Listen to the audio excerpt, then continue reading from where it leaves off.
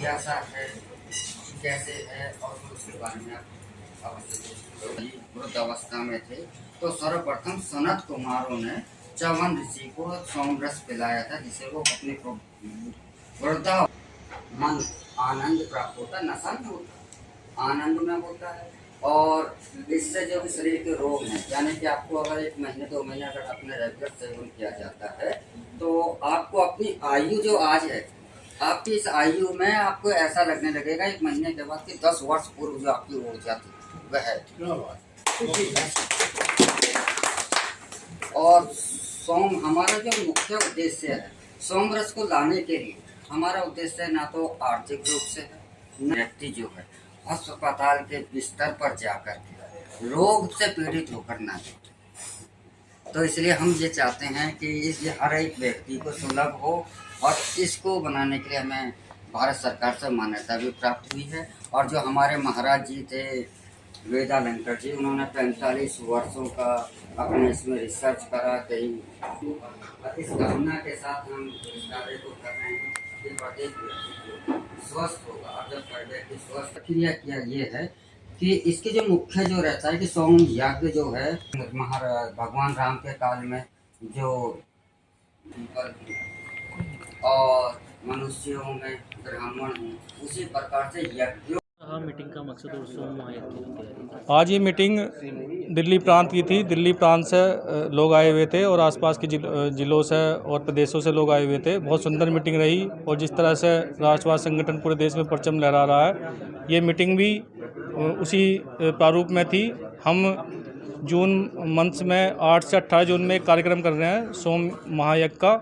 उसमें जिस तरह से लोगों का रुझान हमें मिल रहा है वो अद्वितीय है, और जिस तरह से हम लोग देश में आगे बढ़ रहे हैं उसमें हम कार्यकर्ताओं के लिए बहुत बड़ी बात है। आज राष्ट्रवाद संगठन से करीबन 5 लाख से ऊपर लोग जुड़ चुके हैं। अभी मैं कर्नाटका गया था, वहाँ पर करीबन हमने 5000 लोगों का कार्यक्रम करा।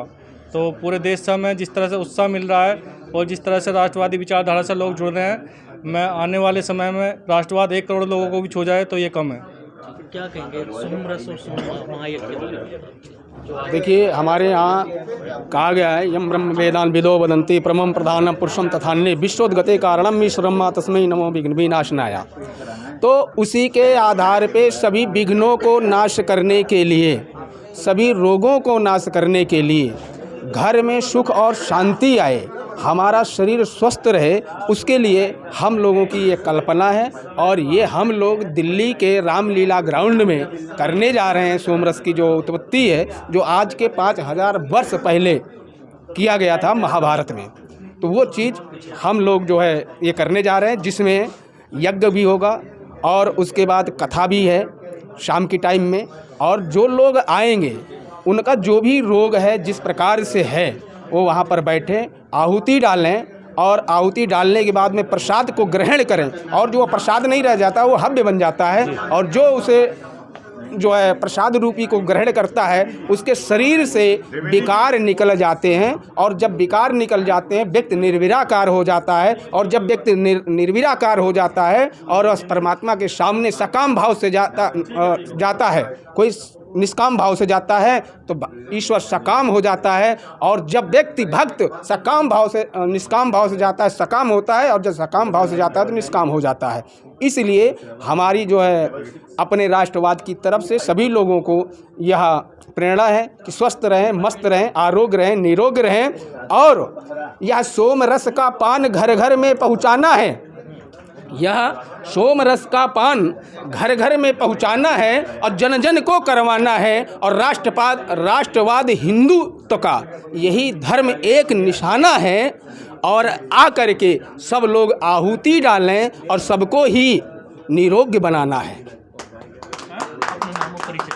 मैं डॉक्टर पंडित भृगुमणि त्रिपाठी और कथा प्रवक्ता ज्योतिष और विराट धाम सरकार से की तरफ से मेरठ में हम रहते हैं, और वहाँ से लोगों की सेवा कर रहे हैं जिस तरह से हो रहा है सारी चीज़ें। इसलिए सबको धन्यवाद और सभी को साधुवाद। डॉक्टर प्रकाश चंद अग्रवाल, दिल्ली से। अब अब जिस तरीके से सोम महायज्ञ होने जा रहा है, सोम रस का निर्माण होने जा रहा है, जी, क्या जी। सुना है और किस तरीके से तैयारी चल रही है? देखिए, आज हमारी इसी संबंध में जो ये गोष्ठी हुई है, ये सोमरस के विषय में ही थी। जो इसके सोमरस के आचार्य जी हैं, जो आचार्य देवेंद्र जी, जो इसका निर्माण कराएंगे, उन्होंने इसकी जानकारी दी गोष्ठी में। हम सब लोगों को इसकी जानकारी मिली। आज से 5000 साल पहले इस सोमरस का निर्माण हुआ था और अब हमारे उत्तर भारत में शायद, जैसा वो बता रहे थे, प्रथम बार हो रहा है। दक्षिण में तो शायद कुछ इस विषय में प्रगति हुई है। तो अब हमारा ये 8 जून से 18 जून तक रामलीला मैदान में ये सोमरस के निर्माण का कार्यक्रम है और राष्ट्रवाद भी हमारा जो है इसमें एक सहयोगी, और हम प्रयास करें। मैं कविता सिंह और राष्ट्रवाद संगठन में मैं उपाध्यक्ष हूँ। ये नोएडा हॉस्पिटल में, जो नोएडा में फोर्टिस हॉस्पिटल है, उसकी मैं मेडिकल पैनल पे हूँ।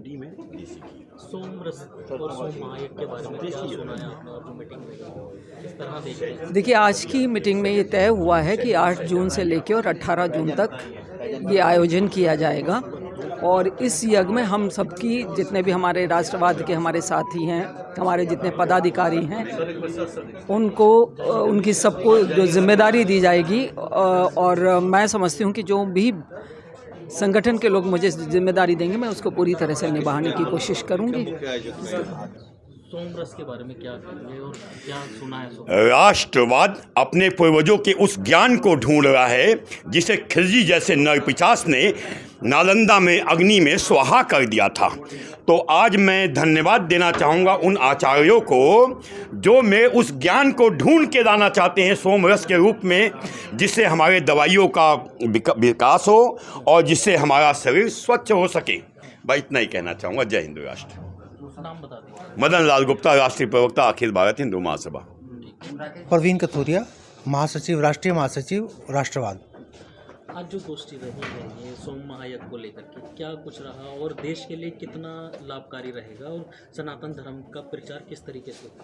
देखिए, जो 8 से 18 जून तक जो रामलीला मैदान में हम लोग महायज्ञ करने जा रहे हैं सोम रस के लिए, हम लोग जो हिंदू धर्म में, सनातन में जो विश्वास रखते हैं, हम लोग तरह तरह के, आजकल जो नई जनरेशन है, उन लोगों के खान पान को देखकर नई जनरेशन कितना अपने स्वास्थ्य की तरफ ध्यान नहीं दे रही है। नई तरह के फास्ट फूड खा खा कर लोग बीमार पड़ रहे हैं। उसी को ध्यान में रखते हुए आजकल की जनरेशन को ये सोमरस का निर्माण करने जा रहे हैं, ताकि वो अपने जीवन को खुशहाल बना सकें, अपने आप को स्वस्थ रख सकें। वो जो हम लोग सोमरस का निर्माण करेंगे, हम कोशिश करेंगे कि आज की जो नई जनरेशन है वो उसका रसपान करे, ताकि वो अपने जीवन को स्वस्थ रख सकें। साथ ही जो है सनातन धर्म का जो प्रचार प्रसार है वो किस तरीके से रहेगा? अपने धर्म को जानने का किस तरीके से अवसर मिलेगा? वेद पुराणों का जिक्र जिस तरीके से किया जाएगा। जो हमारा यज्ञ है 8 से 18 जून तक, उसमें हम लोग वाल्मीकि रामायण का भी साथ साथ प्रचार कर रहे हैं। वाल्मीकि रामायण का पाठ चलेगा। साथ साथ हम लोगों के जो अनेकों जो विश्व भर से जो संत महात्मा आ रहे हैं, उनके अच्छे अच्छे विचार सुनने को मिलेंगे। जो सनातन धर्म में विश्वास रखते हैं, उन लोगों के अच्छे अच्छे विचार सुनने को मिलेंगे। उन लोगों का हमारे को मार्गदर्शन प्राप्त होगा। वेदों के बारे में, वेद हम लोग जो वेद पुराण से जो हम लोग, ये जो हमारा सोमरस का निर्माण हो रहा है, ये वेद पुराणों में इसकी व्याख्या है ऑलरेडी, और वेद पुराणों से ही जानकारी प्राप्त करके इस सोमरस का निर्माण किया जा रहा है। और कुछ कहेंगे लोगों से, किस तरीके से आह्वान करेंगे सहयोग? लोगों को इसमें बढ़ चढ़ कर हिस्सा लेना चाहिए, मेरे हिसाब से आना चाहिए सब लोगों को, क्योंकि ये जो हमारा जो यज्ञ होने जा रहा है, अनेकों वर्षों 5000 साल, जैसा कि सुनने में आया है कि जब पांडवों का जब युद्ध हुआ था कौरवों के साथ, तब एक बार सोमरस का निर्माण हुआ था। उसके बाद ये अब होने जा रहा है। तो ये अनोखी एक उसका व्याख्या है। तो उसका मेरे को लगता है कि लोगों को इसका लाभ प्राप्त करना चाहिए, आना चाहिए सब लोगों को।